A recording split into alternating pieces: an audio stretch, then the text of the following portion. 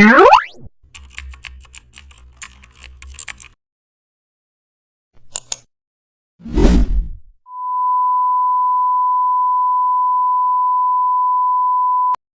this tutorial, you'll design a creative icon set in Photoshop using custom shapes to build cohesive symbols. Start with a square canvas. Use the Custom Shape tool to draw basic geometric shapes like circles, triangles, and squares as the icon foundations. Layer smaller shapes inside the main shapes to form distinct icons. Use the Type tool to add small labels beneath each icon for identification.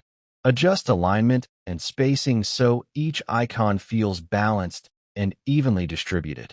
Duplicate and rotate shapes for variety while maintaining style consistency.